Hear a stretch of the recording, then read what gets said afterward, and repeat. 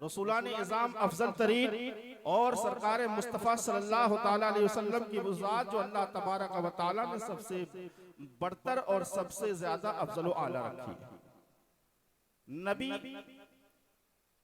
अल्लाह रब्बुल इज्जत ने नबुव्वत से सरफराज फरमाया और वलियों को विलायत से सरफराज फरमाया। वली और नबी में एक बुनियादी फर्क है।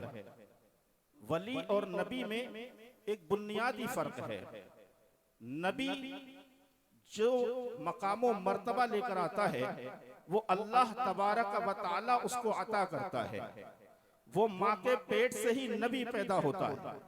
जो अल्लाह रब्बुल इज्जत अपने पैगाम को चाहता है कि अपने बंदों तक पहुंचाए तो आलम अरवाह में ही अपने मुकर्रब बंदों को खास फरमाता है और नबुव्वत का मर्तबा अता फरमा देता है।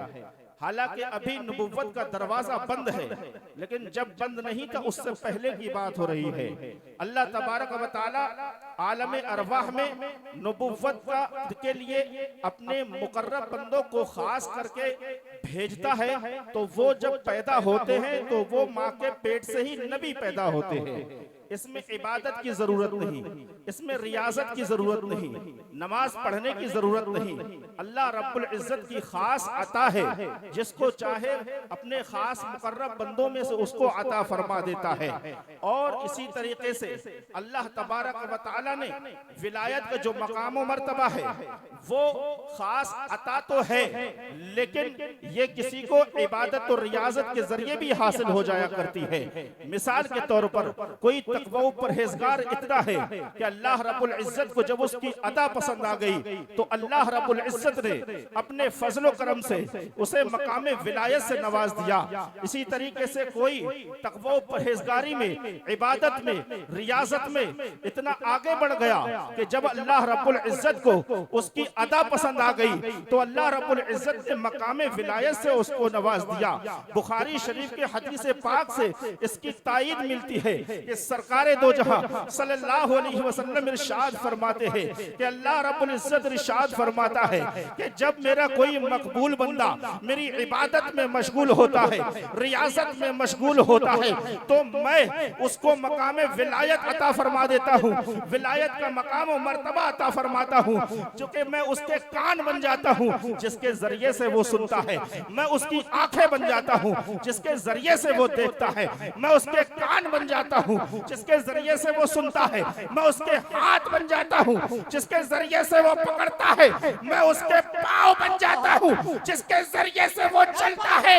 यहाँ तक के जब मेरा बंदा मुझसे जो कुछ भी मांगता है मैं उसको अता कर देता हूं। नारे तकबीर, नारे रिसालत, मसल के आला हजरत शहनशाह बगदाद कॉन्फ्रेंस मुफ्ती सलमान रजा मरकजी साहब किबला, मुसलमानान हर हर पुर, अरकीन कमेटी, इश्क मोहब्बत, नारे हैदरी। तो कुछ औलिया औलिया है अल्लाह तबारक व तआला इबादत और रियाजत के जरिए से उनको मकाम और मर्तबे से नवाजता है। मगर कुछ औलिया इकराम ऐसे भी हैं जो माँ के पेट से वली भी पैदा हुआ करते हैं, जैसे कि गौसे समदानी, महबूब सुबहानी, पीरे लासानी, शेख अब्दुल कादिर जीलानी, गौसे आजम बगदादी को अल्लाह तबारक व तआला ने माँ के पेट से ही वली पैदा फरमाया। और ऐसा वली कि माँ के पेट के अंदर है, माँ कुरान की तिलावत कर रही है तो बेटा जब पैदा होता है तो कुरान के पारों का हाफिज बनकर के पैदा होता है। ये वो गौसे समदानी है जो बिलाशुबा आयतुम मिन आयातिल्लाह, मौजिज़तुम मिन मौजिज़ात रसूलुल्लाह का पैकर है, मौजिज़तुम मिन मौजिज़ातिल्लाह है। ये वो नबियों का वलियों का सरदार है, गौसे आज़म जीलानी है, ये वलियों का सरदार है। जब इसके बारे में फुक़हा से पूछा गया, उलमा से पूछा गया, बुलगा से पूछा गया और अइम्मा से पूछा गया कि आपकी क्या राय है गौसे आजम के मकाम और मर्तबे के बारे में, तो सब के सब खामोश हो गए। ये कह कर के चुप हो गए। पूछते क्या हो शहर जीना के फजाइलासी, पूछते क्या हो शहर जीना के फजाइलासी। वो हर फजीलत के जामे है नबुव्वत के सिवा, वो हर फजीलत के जामे है नबुव्वत के सिवा। तमाम औलिया इकराम और तमाम उलमा इकराम का का ये मुत्तफिका कौल है कि सैयदना गौसे आजम वलियों के सरदार है। जब तक उनकी मोहर ना लगे तब तक कोई वली नहीं हो सकता। जब तक उनका कदम किसी वली की गर्दन पर ना हो तब तक वो वली नहीं हो सकता। यही गौसे आजम है। इनके बारे में हजरत अब्दुल्ला बिन असअद याफई शाफई आप इरशाद फरमाते हैं सैयदना गौसे आजम का मकाम व मर्तबा वो है, वो बुलंदों वाला मकाम व मर्तबा है कि अगर फूलों की पत्तियों को दफ्तर बना दिया जाए, फूलों की पत्तियों को दफ्तर बना दिया जाए, बागात की टहनियों को कलम बना दिया जाए, गौसे आजम के सीरत का एक बाब नहीं लिखा जा सकता। एक बाब भी पूरा नहीं होगा उससे पहले ही ये सारी चीजें खत्म हो जाएंगी। अब सुनो अब्दुर्रहमान का नजरिया। कौन अब्दुर्रहमान? अब्दुर्रहमान अहमद जामी, वो अब्दुर्रहमान जामी जिनकी किताबों को पढ़ करके लोग आलिम बना करते हैं, मुफ्ती बनते हैं, मौलवी बना करते हैं। वो अब्दुर्रहमान जामी के जिनको तालिबान उलूम दरस निज़ामी के अंदर तालिबान उलूम दीनिया जिसकी किताबों को पढ़ा करते हैं, वो अब्दुर्रहमान जामी क्या फरमाते हैं? वो अब्दुर्रहमान जामी फरमाते हैं कि गौसे आजम जिसका कदम तमाम वलियों की गर्दनों पर है, अरे वो गौसे आजम है जो अली शेर खुदा का लाडला है। वो गौसे आजम है जो इमाम हसन का प्यारा बेटा है। अरे गौसे आजम तो हजरत इमाम हुसैन का लाडला बेटा है। आला हजरत को पढ़ो, आला हजरत फरमाते हैं तेरी सरकार में लाता है रजा उसको शफी जो मेरा गौस है और लाडला बेटा तेरा इमाम अहमद रजा खान का नजरिया पढ़ो।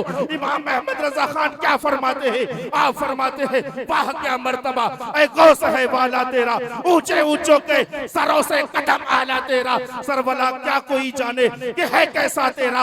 औलिया मलते हैं आंखें वो है तलवा तेरा, जो वली कब्ल हुए बाद हुए क्या होंगे सब अदब रखते हैं दिल में मेरे आका तेरा, सब अदब रखते हैं दिल में मेरे आका तेरा। और सारे अक्ताबे जहां करते हैं काबे का तवाफ, काबा करता है तवाफ इधर बाला। नारे तकबीर, नारे रिसालत, मसल के आला हजरत असमते गौसुल आज़म, रिफते गौसुल आज़म, शहंशाह बगदाद कॉन्फ्रेंस मुफ्ती सलमान रजा साहब किबला मरकजी। सुभान अल्लाह। हजरत अब्दुर्रहमान जामी हो, इमाम अहमद रजा खान हो, यहाँ तक के गौसे आजम से पहले के जो औलिया इकराम हुए उन्होंने भी गौसे आजम की विलायत की तायद की। गौसे आजम के मकाम व मर्तबे के डंके बजाए उन्होंने भी अपने सरों को झुका दिया। और तमाम उलमाए अहले सुन्नत, तमाम औलिया इकराम का ये मुत्तफिका कौल है कि सैयदना गौसे आजम तमाम वलियों के सरदार है। जब तक गौसे आजम सनद पर दस्तखत नहीं करेंगे तब तक दुनिया में कोई भी वली नहीं हो सकता। सैयदना गौसे आजम रदियल्लाहु ताला अन्हु मकामे कुतबियत, मकामे गौसियत, मकामे फरदानियत पर फाइज होने के साथ साथ मकामे महबूबियत पर भी फाइज थे। मकामे महबूबियत पर भी फाइज थे। और जो मकामे महबूबियत पर फाइज होता है, हजरत सनाउल्लाह पानीपती क्या फरमाते हैं? आप फरमाते हैं कि हुजूर गौसे आजम मकामे गौसियत से गुजर गए, मकामे कुतबियत से भी आगे बढ़ गए, मकामे फरदानियत से भी आगे बढ़ गए और वो मकामे महबूबियत पर फाइज हो गए। अरे वो तो महबूबे रब्बुल आलमीन के भी महबूब है, महबूबे रब्बुल आलमीन के भी महबूब है। और हजरत सनाउल्लाह पानीपती अपनी किताब अस-सैफुल मसलूल में फरमाते हैं कि सैयदना गौसे आजम के पास जो कुतबियत जो गौसियत है इसका आगाज कहां से हुआ? सुनिए इसका आगाज कहां से होता है और कहां से कहां आकर के रुक जाता है। ये कुतबियत ये गौसियत का मकाम व मर्तबा के इसका आगाज कहां से होता है? सनाउल्लाह पानीपती अपनी किताब अस-सैफुल मसलूल में फरमाते हैं कि कुतबियत व गौसियत का जो आगाज है वो अली शेर खुदा हैदर कर्रार की बारगाह से शुरू होता है। बाबुल इल्म हजरत अली से चलता है और हजरत अली से जब मुंतकिल होता है तो हजरत इमाम हसन पर पहुंचता है। हजरत इमाम हसन से जब मुंतकिल होता है तो इमाम हुसैन की बारगाह में पहुंच जाता है। इमाम हुसैन से मुंतकिल होकर हजरत इमाम ज़ैनुल आबिदीन की बारगाह में आता है। इमाम ज़ैनुल आबिदीन की बारगाह से मुंतकिल होकर के हजरत इमाम बाकिर की बारगाह में पहुंचता है। इमाम बाकिर की बारगाह से मुंतकिल होकर हजरत इमाम जाफर सादिक की बारगाह में पहुंचता है। इमाम जाफर जाफर सादिक से मुंतकिल होकर हजरत मूसा कासिम की बारगाह में, मूसा कासिम से मुंतकिल होकर हजरत मोहम्मद अली रजा से, मोहम्मद अली रजा से मुंतकिल होता हुआ हजरत इमाम नकी अली से, इमाम नकी अली से मुंतकिल होकर इमाम तकी अली, इमाम तकी अली से जब ये मुंतकिल होता है तो कहां पहुंचता है? हजरत इमाम हसन अस्करी की बारगाह में पहुंच जाता है। अब इमाम हसन अस्करी के पास ये मकाम गौसियत है, मकाम कुतबियत है। अब उनके पास से किधर जाए? साल गुजरा, 2 साल गुजरे, 3 साल गुजरे, 50 साल गुजरे, यहाँ तक के 200 साल का अरसा गुजर गया। और 200 साल अरसा गुजरने के बाद 470 या 471 ही हिजरी में सरजमीन जीलान में सैयदना गौसे आजम की पैदाइश होती है। सैयदना गौसे आजम जब पैदा होता है तो वो अब्दुल कादिर जो वलियों का सरताज है, ये इमाम हसन अस्करी से मुंतकिल होकर सैयदना गौसे आजम की बारगाह में आ जाता है। जिंदाबाद जिंदाबाद, बहुत अच्छे। वहां से कहां जाए?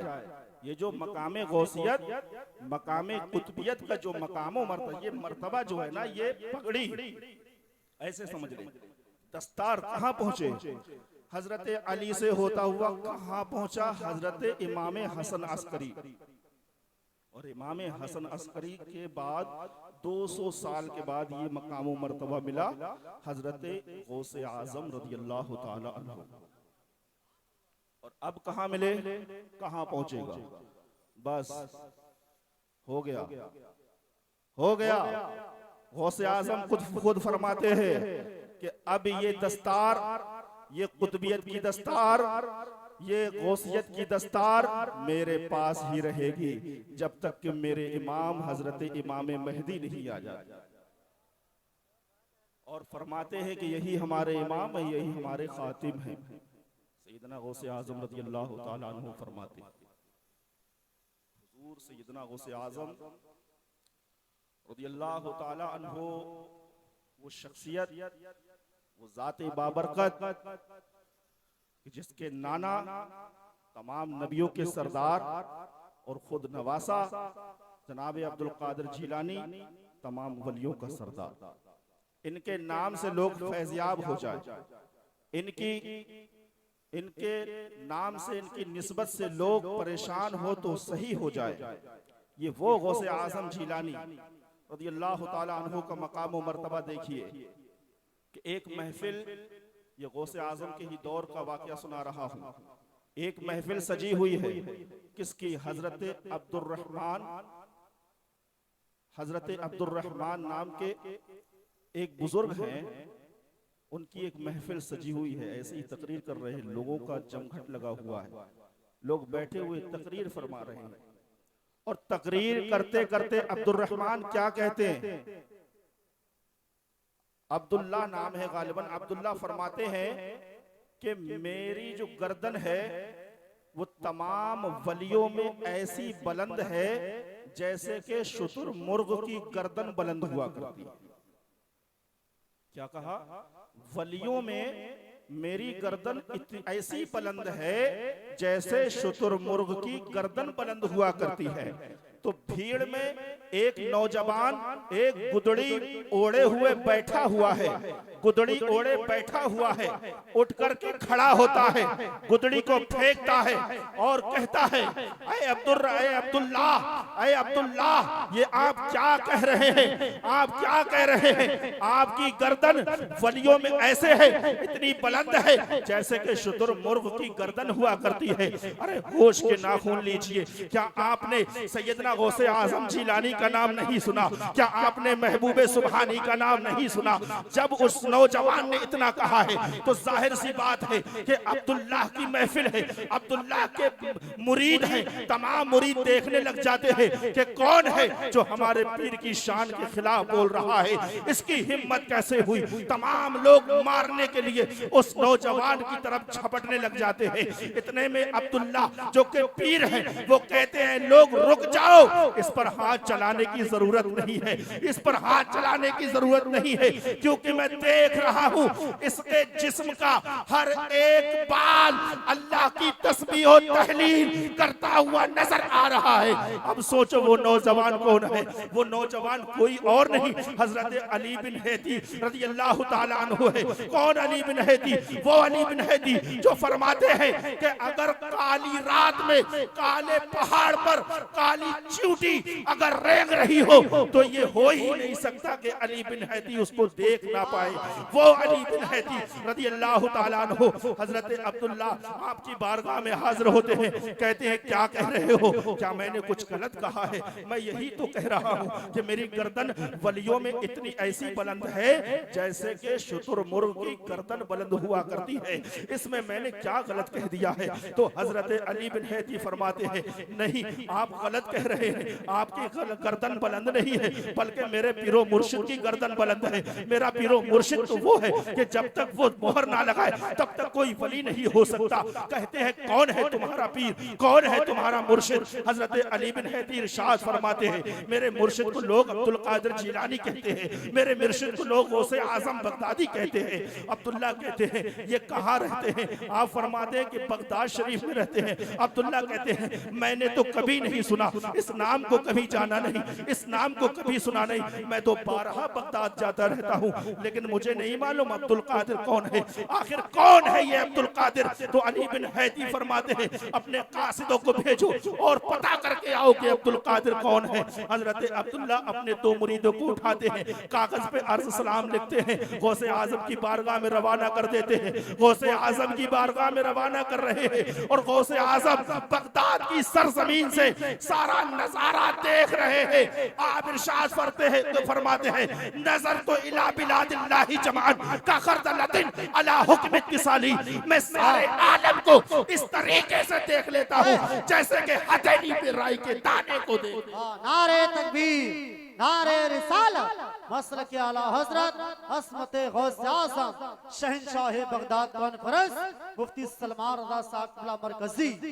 सुभान अल्लाह। जब ये दोनों मुरीद यहाँ से निकलते हैं, गौसे आजम नजारा फरमा रहे हैं, सब कुछ देख रहे हैं कि अली बिन हैदी भी उठे हैं, उधर से कासिद भी चल गए हैं। आपका फरमाने आली शान भी है नजर तो इला बिलादिल्लाहि जमान का खरदलतिन अला हुक्म इत्तिसाली, मैं दुनिया को ऐसे देख लेता हूँ जैसे कि हथेली पे राई के दाने को देख लिया जाता है। हजरत गौसे आजम अपने दो मुरीदों को खड़ा करते हैं, एक कागज पर कुछ लिखते हैं और कहते हैं कि जाओ फुला रास्ते पर दो लोग मिलेंगे, उन्हें ये पर्चा दे देना और उनसे पर्चा ले लेना। जो वो कागज लेकर आए उनको ले लेना और ये कागज उनको दे देना। दोनों मुरीद कागज लेकर के आप उधर चलने लग जाते हैं, उसी तरफ चलते चलते हैं जिधर गौसे आजम इशारा फरमाते हैं। रास्ते में दोनों एक दूसरे के मुरीद आपस में जब मिलते हैं सलाम अर्ज करते हैं, एक दूसरे का कागज इधर से उधर करते हैं। जब गौसे आजम का कागज अब्दुल्ला की बारगाह में पहुंचता है, अब्दुल्ला की बारगाह में पहुंचता है, अब्दुल्ला कागज को पढ़ते हैं तो क्या देखते हैं? गौसे आजम इरशाद फरमाते हैं क्या तुमने नहीं पहचाना कि अब्दुल कादिर कौन है? सुनो, एक आंगन है और एक बरामदा है और बरामदे के अंदर कुछ खास कमरा है, उस खास कमरे में मेरी जगह है और जो आंगन है उसमें तुम्हारी जगह है। फुला महीने में फुला तारीख फुला वक्त पर जब तुम्हें मकामे विलायत से नवाजने वाला जब आया था तो कौन था? अब्दुल्ला कहते हैं हुजूर मैं नहीं जानता कौन है। गौसे आज़म फरमाते हैं अगर देख लेते कि वो कौन है तो पूछने की जरूरत नहीं होती कि गौसे आज़म कौन है। अब्दुल कादिर गौसे आज़म कौन और अब्दुल कादिर कौन? शायद गला इस वक्त जो है साथ नहीं दे रहा है ठंडा पानी यूज करने की वजह से या जो भी है, तो मैं अपनी गुफ्तगू को यही खत्म करूंगा क्योंकि जब ज्यादा दिन हो जाते हैं ना तो जंग लगने लगता है, तो वही हाल मेरा है। ठीक है, सर्दी भी मौसम की भी चेंजिंग है, मौसम भी बदल रहा है, तो मुझे आज ये महसूस हो रहा है कि मेरा गला जो है वो बंद हो रहा है। तो अल्लाह ताला मुझे और आपको गौसे आज़म रज़ियल्लाहु ताला अन्हु के फ़ज़ाइल व कमालात से माला माल फरमाए। और हम सब की इस महफिल को अल्लाह रब्बुल इज्जत कबूल फरमाए। और जिन लोगों ने इस महफिल में हिस्सा लिया, अल्लाह तबारक व तआला उनके हिस्से को कबूल फरमाए। उनके पैसे को जिस तरीके से भी उन्होंने इसमें इमदाद की, जिस तरीके से मेहनत की, पैसा दिया, या जो भी जिस तरीके से जो लोग यहाँ आए, अल्लाह ताला सबकी मेहनतों को कबूल फरमाए।